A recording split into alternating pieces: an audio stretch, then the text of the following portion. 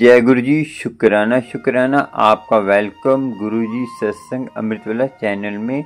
जो गुरु जी का प्यारा सा चैनल है जिसमें आप अमृतवेले के बारे में जानकारी पाते हैं और अपना सत्संग भी शेयर करते हैं, जैसे अंकल ने सत्संग शेयर करा। संगत जी, आज का जो अंकल का सत्संग है, जो भोले भाव से पूजा करता है उसको गुरुजी कैसे सुनते हैं और गुरुजी कैसे कृपा करते हैं और अमृतवेला संभालने से उनका कैसे कष्ट दूर हुआ, उनके घर में बीमारियां थी, उनके घर में इतनी दिक्कतें थी, सारी दूर कैसे हुई। आज का सत्संग सुनेंगे, आप पूरा सुनेंगे तभी आपको मालूम होगा। और लास्ट में आपसे कोई भी सवाल होता है आपसे उसका जवाब देंगे और अमृतवेला के थोड़े हिंट देंगे लास्ट में। पहले आप सुनिए सत्संग अंकल का और आपको भी जो समस्या है उसका निवारण जल्द होगा। और जल्दी आप सत्संग शेयर करिए और जितना होगा चैनल को सब्सक्राइब करिए, बेल आइकन पे प्रेस करिए और जितना होगा चलिए सुनते हैं सत्संग अंकल का, फिर बात करेंगे। जय गुरु जी, शुक्राना गुरु जी, अनंतम अनंतम शुक्राना। संगत जी, ये मेरा शुक्राना सत्संग है। संगत जी, हुआ क्या था, आज से 12 मई 13 मई के आसपास जो मेरा बेटा है 4 साल का है जो, तो उसको एक रिलेटिव एक्सपायर्ड होने की वजह से 2-3 बार धूप में जाना पड़ा।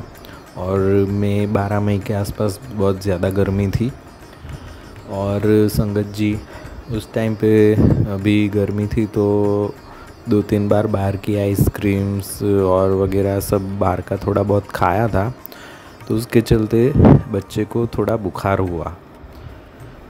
तो संगत जी हम पीडियाट्रिक डॉक्टर के पास हम दवाई लेके आए, तो उन्होंने 3-4 दिन की एंटीबायोटिक और पैरासीटामोल जो लिक्विड फॉर्म में आती है वो दवाई दी।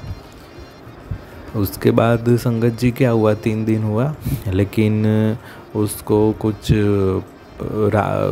बुखार में कोई आराम नहीं मिला और बुखार कंटिन्यू था।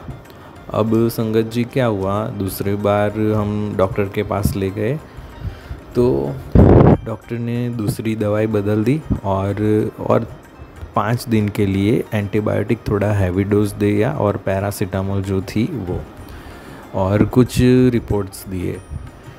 तो संगत जी क्या हुआ, जो चौथा या 5वां दिन आया एंटीबायोटिक का, लेकिन कुछ फ़र्क नहीं था। अच्छा, बच्चे को क्या हो रहा था, हर 8 घंटे में उसको बुखार आता था। मतलब जैसे हमने पैरासीटामोल दी उसके एग्जैक्ट 8, साढ़े 8, 9 घंटे होने को आएंगे तब उसको बुखार आएगा ही आएगा। और ऐसी गर्मी में वो 2 कंबल ओढ़कर सो जाता था, उसको इतनी ठंड लगती थी।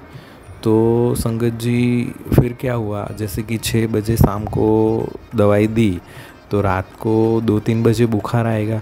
तो कई बार हम ऑफिस में थक के सो जाते हैं, आँख लग जाती और वो मतलब बुखार में पूरा मतलब एकदम क्रिटिकल कंडीशन में सोया रहता और ठिठुरता, और उसके चलते कभी कभी यूरिन भी सोते सोते हो जाता।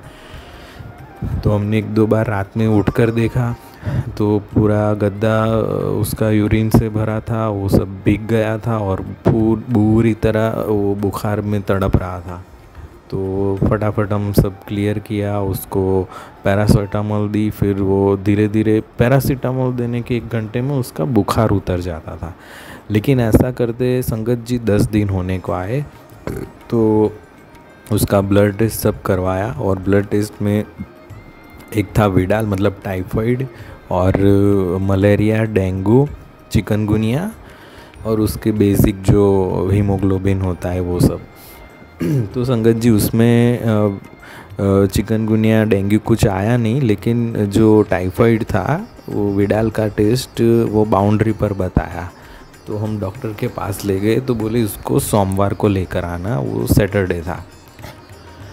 तो हम मंडे को गए तो ऑलमोस्ट 10 डेज़ हो गए थे और हर 8 घंटे में 10 दिन तक बुखार आना। वो बहुत मतलब इतनी पैरासीटामोल, एंटीबायोटिक, उसका बॉडी भी इतना वीक हो गया था, तो हम बहुत टेंशन में थे।